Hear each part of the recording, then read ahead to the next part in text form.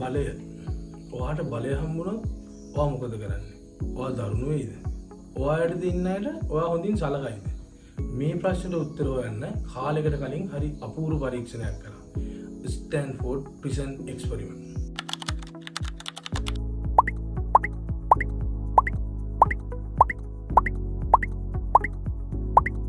බලය පිළිබඳව හිතන් හිටපු දේවල් උඩු යටිකුරු කරන්න මේ පරීක්ෂණයට පුළුවන්. එහෙනම් අද අපි කතා කරමු ස්ටැන්ෆෝඩ් ප්‍රිසන් එක්ස්පෙරිමන්ට් එක.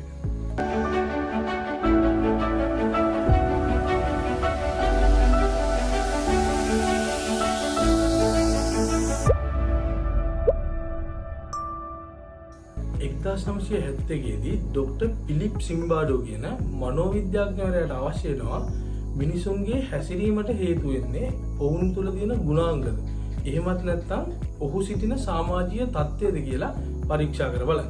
ඔහු මේ සඳහා අපූර්ව පරීක්ෂණයක් සූදානම් කරනවා. මොහුගේ සහාය සඳහා ඩොක්ටර් ක්‍රයින් හෙන්රි, කර්ටිස් බෑන්ක්, චාලෝ පස්කොට්, ක්‍රිස්ටිනා මාර්ෂගේ ප්‍රවීණීන් රසකුත් එකතු කරගන්නවා.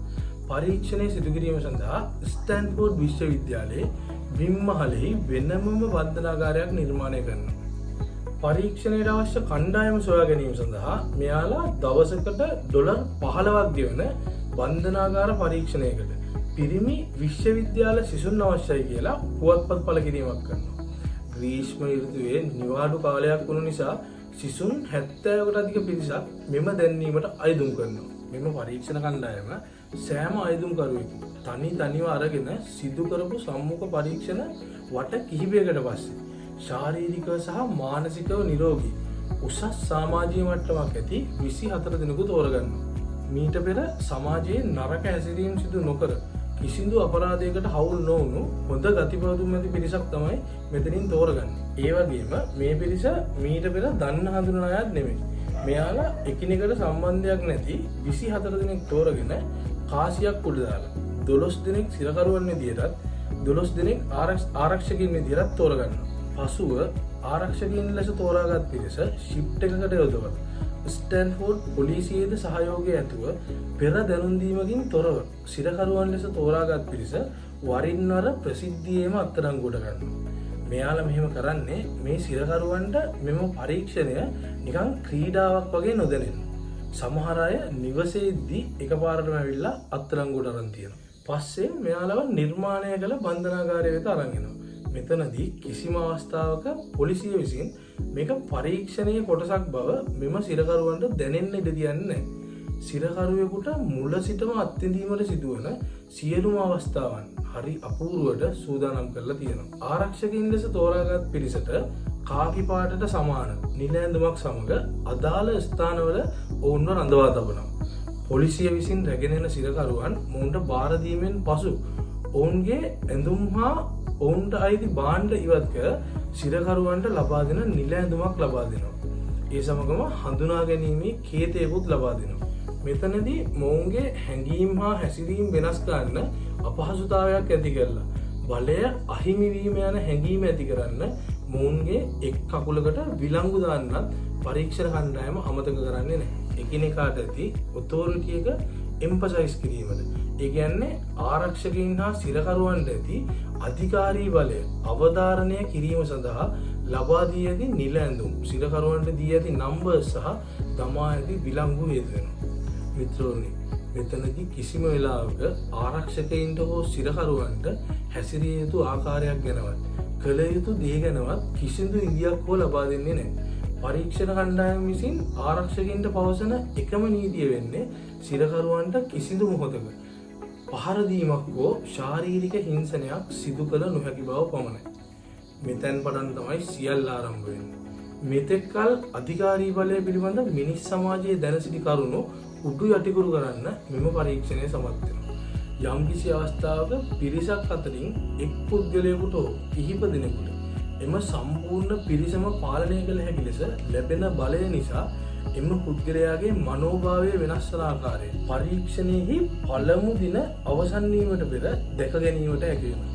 පරීක්ෂණය ආරම්භ කර පැය කිහිපයක් යෑමටත් කලින් ආරක්ෂකයින් ලෙස සිටින පිරිස තමන්ගේ බලය පාවිච්චි කර සිරකරුවන්ට හිරිහැර කිරීම ආරම්භ කරනවා.